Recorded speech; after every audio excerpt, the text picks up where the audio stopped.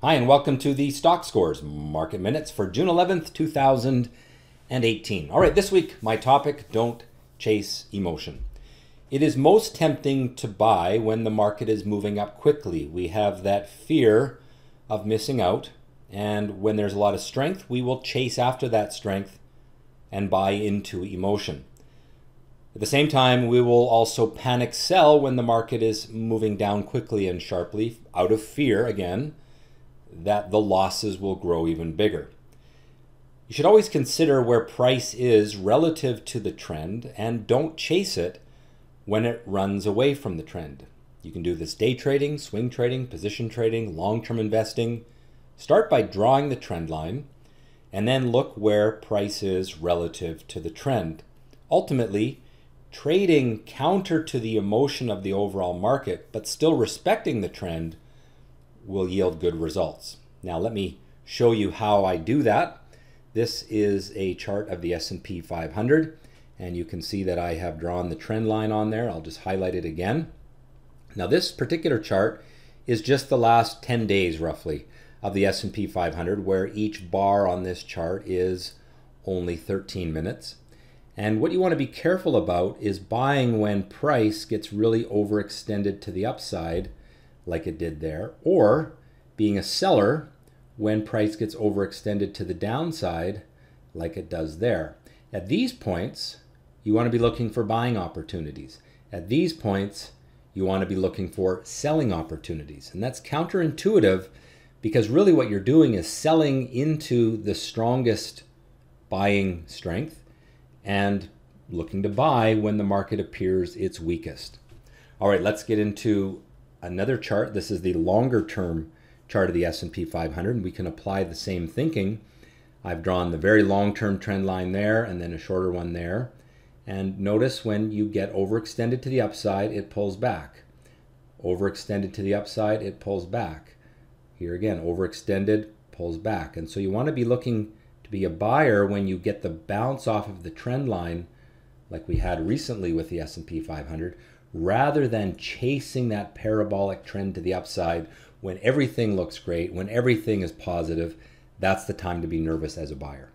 All right, market analysis on the S&P 500 for the last 30 days, 60-minute chart. We've got a little upward trend that has developed. We went into this sideways trading range here for a number of weeks, built some optimism, broke out, and we're now getting follow through to the upside. It's pretty linear. We ran a little bit emotional there. We came back, and now we're kind of tracking along that linear trend line. So this looks positive. I expect this market will continue higher. On the longer term chart, what you're really getting is that break or follow through after the break of the downward trend line. If you go back to the video from 4 or 5 weeks ago, you'll see that I said that that was a signal that the buyers were taking back control of the market after they had lost control for a few months on the correction. And again, you can see that correction of the emotion. There was emotion there. We corrected back to the trend line, bounced around a lot. Everyone thought that the sky was falling when we had corrected back to the trend line, but all it was doing was taking the emotion out of the market.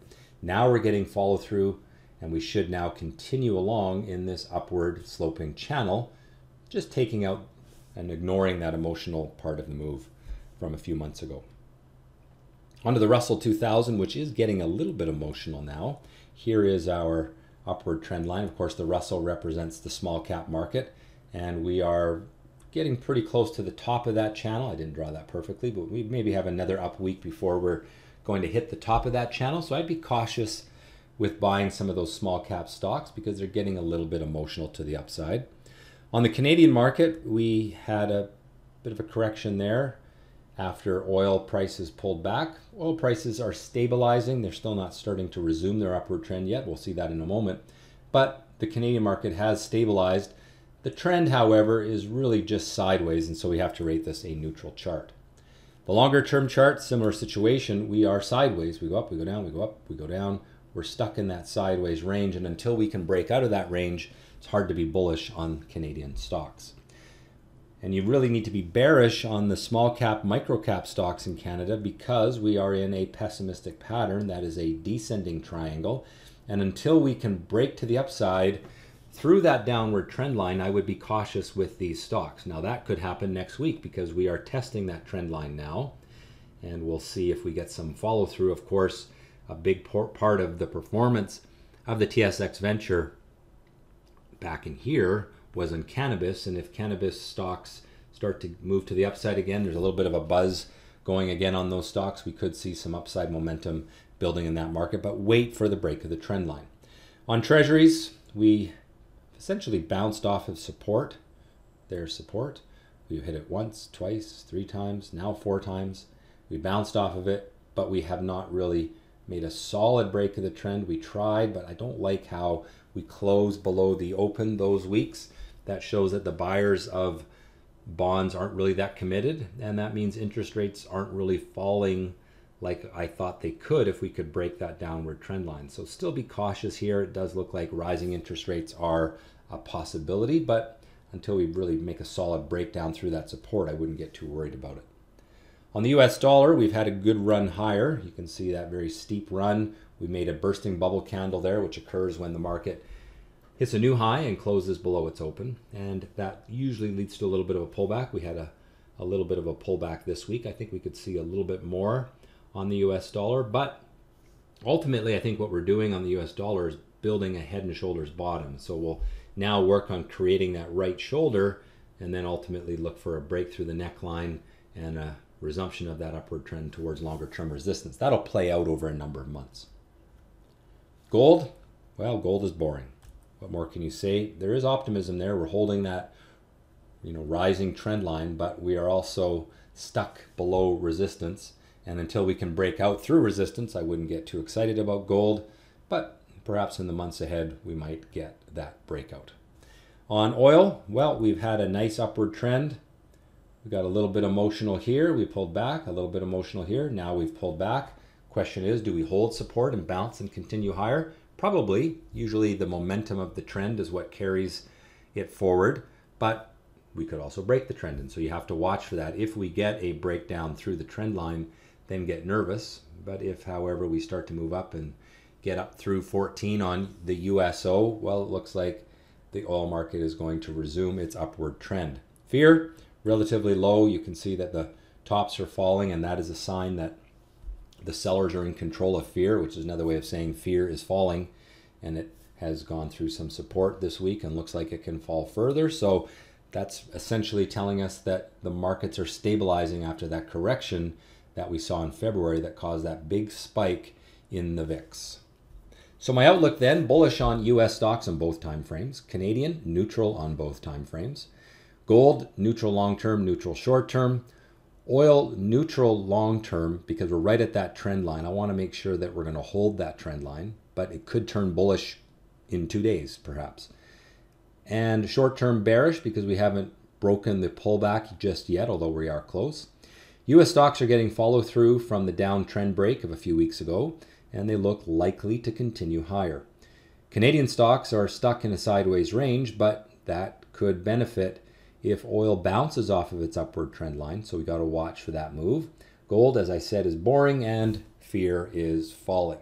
Finally, my trade of the week on ACOR. It was a pretty quiet day on Friday, but we had the old stock scores worm candle there, which is what we look for. This one moved up incredibly quickly, and you had to be very fast to get on it.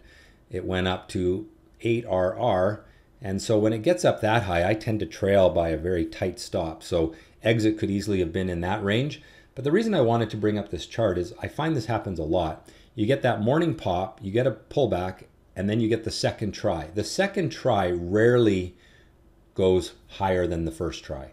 And so if you get that sharp pullback, you should be looking to exit on the second try because often you get exactly what happened with ACOR where it fades through the rest of the day. You can see volume fell off through the rest of the day, and essentially the buyers were working for an hour or two in the morning and then they left the market and had a nice long weekend. And that's often what happens on stocks that make these quick pops in the morning. They correct, they make the second try, it fails, and then they fade for the rest of the day. So that presents a short selling opportunity, but also if you buy them like I do on those worm candles early, you should be looking for the exit door earlier when you get those corrections early in the day. Well, that has been the Stock Scores Market Minutes for June 11th, 2018. Hit that subscribe button. Hopefully you liked the video. If so, click the like. And most importantly, have a great week in the market and trade well.